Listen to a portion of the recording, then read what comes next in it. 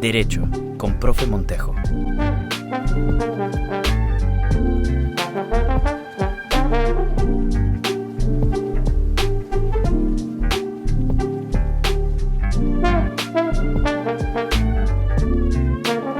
Las fincas hipotecadas pueden dividirse o reunirse. Ok, vamos a estudiar los artículos 409 y 411 del Código Civil. El artículo 409 del Código Civil dice: la hipoteca se constituye en escritura pública por el dueño de un inmueble para garantizar deuda propia o ajena. Este primer párrafo lo que nos está diciendo es, uno, se tiene que hacer en escritura pública y evidentemente se debe inscribir. Tiene que comparecer el dueño del inmueble, ya sea porque es el deudor o para establecer una hipoteca por consentimiento. De manera que este artículo, en párrafo primero, nos habla de cómo se constituye y nos habla de la garantía dada por un tercero a través de una hipoteca por consentimiento. Segundo párrafo indica: no es necesaria la aceptación expresa de aquel a cuyo favor se constituye la hipoteca.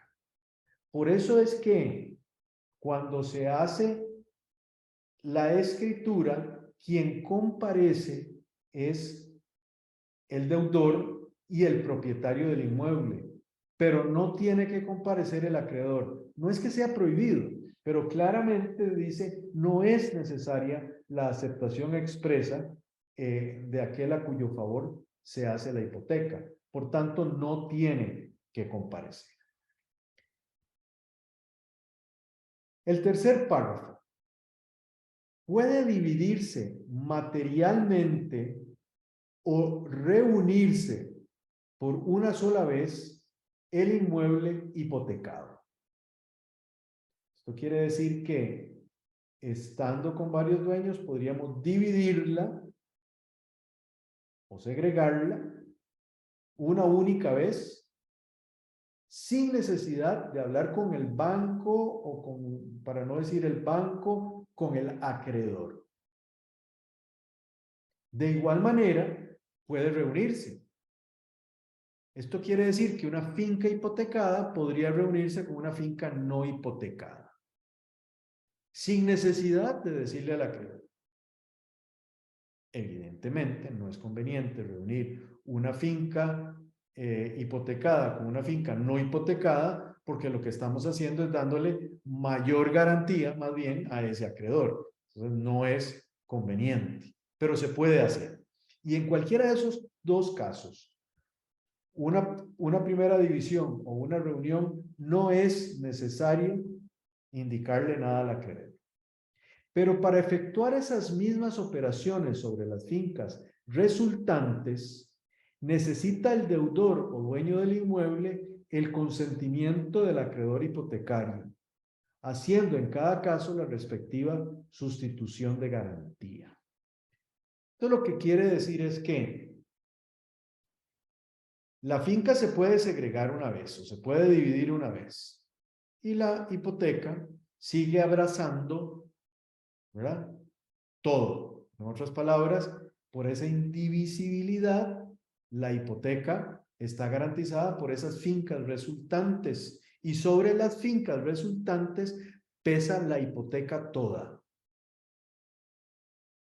Pero si ya se ha segregado estando hipotecado y se quiere volver a segregar, se requiere del consentimiento expreso del acreedor. O sea, el acreedor tiene que comparecer en escritura pública de segregación e indicar que expresamente acepta la segregación.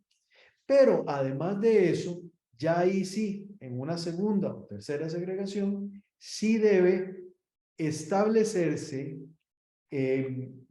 cuánto es el monto de garantía en cada finca resultante. Por eso dice, haciendo en cada caso la respectiva sustitución de garantía. Entonces va a decir: la finca 1 responde por tanto, la finca 2 responde por tanto, la finca 3 responde por mí. El último párrafo del artículo 409 indica: tratándose de segregaciones de lotes, se procederá como si se tratara de divisiones materiales. Por eso ustedes han visto que he hablado de división material o segregación indistintamente. En ambos casos, no podrá liberarse porción alguna si no fijan las partes la responsabilidad de las restantes de acuerdo con el artículo 413. Esto lo que quiere decir es que si se hace la división material o la segregación, yo no puedo llegar y decirle al acreedor: y como ya le he pagado tanto, entonces libéreme el lote tal. O pedirlo ante un juez. No puede liberarse porción alguna si no se fijan las responsabilidades de las restantes. Entonces sí, podría eventualmente liberar uno de los lotes resultantes de la hipoteca. Pero para liberarlo, sí entonces debe establecerse cuál es la responsabilidad de cada uno de los lotes resultantes. El artículo 413, que es al que se refiere este párrafo final del 409, dice: la obligación garantizada debe limitarse, y cuando se hipotequen varios inmuebles para la seguridad de un crédito, debe limitarse la responsabilidad de cada uno. Entonces, claro, teníamos primero una finca completa que garantizaba una obligación completa.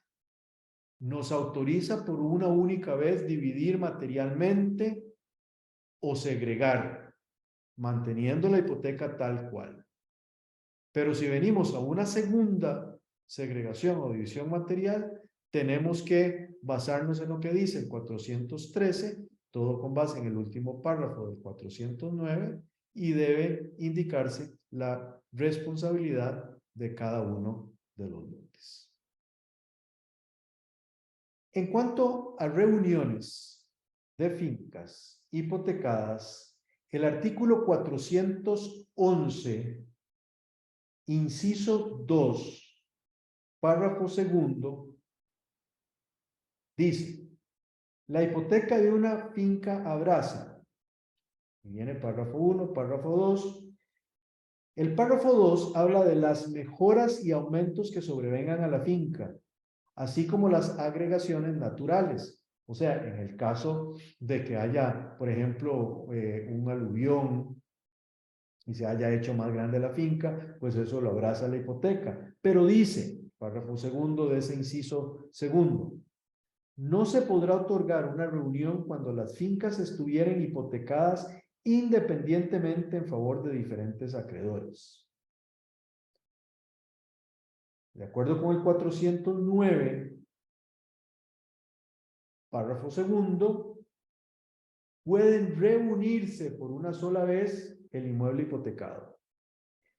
Pero debe relacionarse este 409 con este párrafo segundo del 411, inciso 2, porque puede reunirse una sola vez finca hipotecada con no hipotecada, pero no se puede finca hipotecada con finca hipotecada.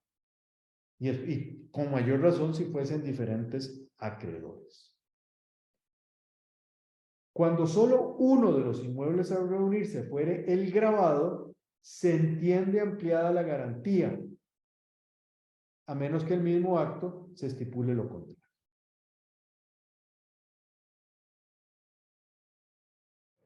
Una finca hipotecada puede reunirse con una finca no hipotecada.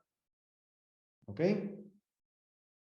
Ahora, una finca hipotecada no puede reunirse con una finca hipotecada. O sea, dos fincas hipotecadas no se pueden reunir. Y con mayor razón no se pueden reunir todavía más si son de diferentes acreedores. Pero aun cuando fuera el mismo acreedor, no es permitido reunirlas si existen hipotecas independientes en cada uno.